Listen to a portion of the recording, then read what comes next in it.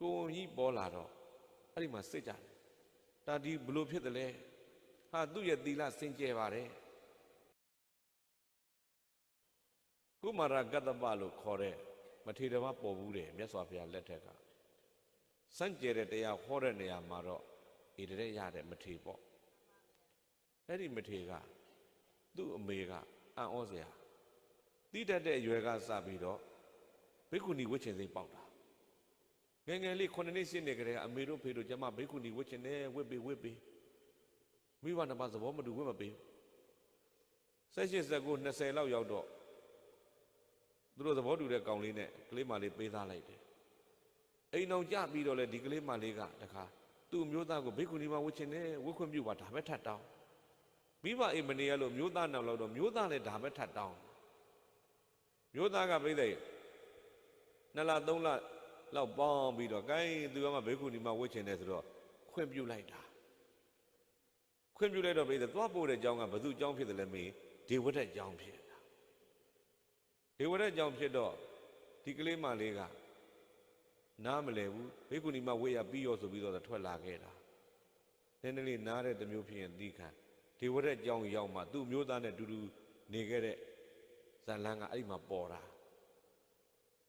ကိုကြီးပေါ်လာတော့အဲ့ဒီမှာစစ်ကြတယ်ဒါဒီဘလို့ဖြစ်တယ်လဲဟာသူ့ရဲ့သီလစင်ကြယ်ပါတယ်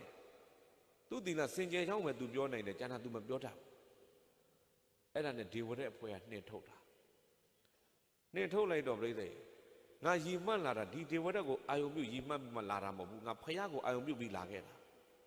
အဲ့ကြောင့်ငါ့ကိုဖယားစီပို့ပေးဆိုတော့ဇေတဝန်เจ้าရောက်သွားတယ်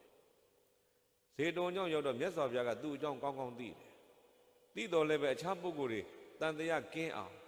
အခြားပုဂ္ဂိုလ်တွေဆွဆွဲခဲ့ရခြင်းကနေလွတ်ရအောင်ဆိုပြီးတော့မြတ်စွာဘုရားရဲ့အံ့ဩစရာကောင်းတာကအဲ့မှာသာသနာဘက်ကဆိုရင်ဥပါလိမထေကိုဥထိတ်ကထားဒီအမှုကိစ္စအကြောင်းတကာကြီးတွေနာရပိတထေတို့ဝိတာခါတို့ဒါတွေနဲ့အကုန်လုံးလူပိသတ်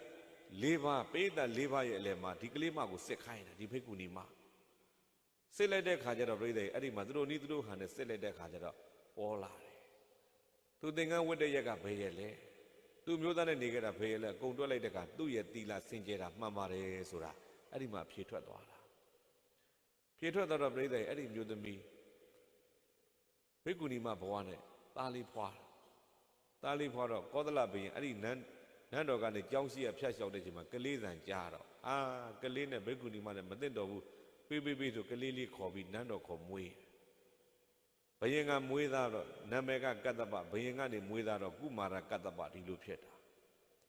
အရွယ်လေးရောက်တော့ဒီကောင်လေးကိုဘေးကမိမဲ့သားဖမဲ့သားဒီလိုခေါ်လို့ကောသလကိုမေးတယ်ကျွန်တော်မိမဲ့ဖမဲ့လို့ပြောတယ်ဟုတ်လားအမေဘယ်သူတော့မင်းမေကအဲ့မင်းနိုးတိုက်တဲ့လူမင်းမေပဲခဏတိုင်းမပေါ်မေးတော့ဟိုကဘလို့မှလိန်လို့ညာလို့မရဘရင်ကြီးညာလို့မရတော့ဘူးမှန်တိုင်းပြောမှဖြစ်မယ်အမှန်တိုင်းလည်းပြောပြလိုက်ရောတန်ဝေကကြီးကျယ်ရပြီကျွန်တော်ကြောင်းပို့ပြီးတော့တဲ့ကျွန်တော်သင်္ကန်းဝတ်တော့မယ်ဆိုပြီးကုမာရကတ္တပသင်္ကန်းဝတ်သွားတယ်သင်္ကန်းဝတ်ပြီးတော့ပြီးတဲ့တောထဲမှာတရားကျင့်တယ်တော်နဲ့ယဟန္တာမဖြစ်နောက်ဆုံးမြမပြည်ကသူ့တငယ်ချင်းဖြစ်ခဲ့ဘူးတဲ့တရားကျင့်ပဲမြမာကနေလာပြီးမေခွန်း15ခုပြောပြအဲ့ဒီမေခွန်း15ခုဖះကိုသွားမေဖះပြန်ဖြေအဲ့ဒါနဲ့အညီတရားကျင့်တော့မှသူဘာဖြစ်တော့ယဟန္တာကြီးဖြစ်သွားသားကသာယဟန္တာဖြစ်တယ်တဲ့သားရဲ့အမေဖြစ်သူဘိက္ခုနီမကြီးကသားနဲ့ခွဲရတဲ့12 နှစ်တာကာလ12 နှစ်တလုံးပြည့်တဲ့မျက်ရည်တွေကျနေရတာချစ်သူနဲ့ခွဲရတဲ့ဒုက္ခပေါ့သားကိုချစ်တဲ့စိတ်နဲ့ရှိပါလေကနဲ့တူတူမနေရတော့တရားသူမရတော့ဘူးလေတရားသူမရတော့နောက်ဆုံးဘာဖြစ်တော့မေးလိုက်သူ့သားလေးမြို့တဲ့ဆုံးခံကြွတယ်ကြားတော့သားနဲ့နောက်ကတကြောလိုက်អော်တာလိုက်တော့သားဖြစ်သူကသိတယ်အေးငါမိဘကိုအမေနေကောင်းလားကြမ်းပါလားဘလို့လဲနဲ့ချစ်ခင်ယူစားကျင်နာစကားတွေပြောမယ်ဆိုရင်တန်ရောစိန်တွေပူပွားပြီးတော့အမေတရားရမှာမဟုတ်တော့ဘူးအမေတရားရအောင်ငါဘလို့လုပ်ရမလဲလို့တွေးလိုက်တော့ခက်ကြမ်းပြောမှရမယ်ဆိုပြီးတော့အဲ့ဒီမှာခက်ကြမ်းပြောဆိုလိုတဲ့အိဗေကဒီလိုအဝတ်ကြီးဝတ်ထားတာတော့မဲတန်ရောစိန်ရှိတုံးလားသားစိတ်များစီမကုန်ဘူးလားဒါမျိုးတွေပြောလိုက်တာဟေးနှလုံးသားကြမ်းထမ်းလိုက်တာ ငါတော့သားဆိုပြီးချစ်လိုက်ရတာသူတော့ငါပေါ်မှာမချစ်ပါလားသူတော့မချစ်ဘဲနဲ့ငါချစ်နေရမလားလောကကြီးမှာကိုတရားကိုသာအားကိုးရအကောင်းဆုံးပဲဆိုကိုယ့်ကိုတရားကျင့်မယ်ဆိုတရားကျင့်ပြီးတော့အမေဖြစ်သူလည်းအဲ့ဒီမှာဘာဖြစ်တော့မေးယဟန္တာမကြီးဖြစ်သွားတာဟုတ်ပြီလားအမေဖြစ်သူယဟန္တာမကြီးဖြစ်သွားတော့တန်ဃာတော်ရှင်သူမြတ်တွေစီယုံကြီးကပြောကြဒေဝဓာတ်ဒေနာဒေဝဓာတ်တိတဲ့ဥပနိဒေယသမ္မန္နောဥပနိဒေယီနဲ့ပြည့်စုံပြီးတော့နေတဲ့ကုမာရကတ္တဘောဇာကုမာရကတ္တပကို၎င်းထေရီဇကုမာရကတ္တပရဲ့မေတော်ထေရီကြီးကို၎င်းဒီနှစ်ယောက်တစ်လုံးကိုသူကနာတိတော့ဖြည့်ဆည်းခဲ့ပြီဒေဝရတ်ကဒီသားမိနှစ်ယောက်တစ်လုံးကိုဘာလုပ်ပလိုက်တော့ဖြည့်ဆည်းပလိုက်တယ်ဘဂဝါတော်ပါဏမြတ်စွာဘုရားဒီကဒေသံထိုသားမိနှစ်ယောက်တို့၏ပဋိဋ္ဌာ600တီယာမိယာသည်အဟောသည်ဖြစ်ခဲ့ပြီဒီသားမိနှစ်ယောက်ရဲ့600တီယာမိခိုရာတနည်းပြောရင်ဒီသားမိနှစ်ယောက်ကိုအရေးပေးတာဟာဘုရားပဲသားမိနှစ်ယောက်ကိုအရေးပေးတာဘယ်သူပါလဲဗျာဒုက္ခဗုဒ္ဓနာမုတ်ပါတော်ဘုရားပွင့်တာချမ်းသာလိုက်တာ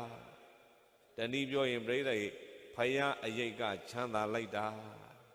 ဘာအရေးကချမ်းသာလိုက်တာအဲ့ဒါကြောင့်လောကကြီးထဲမှာအချမ်းသာဆုံးအရေးကဘာအရေးလဲဘုရားအရေး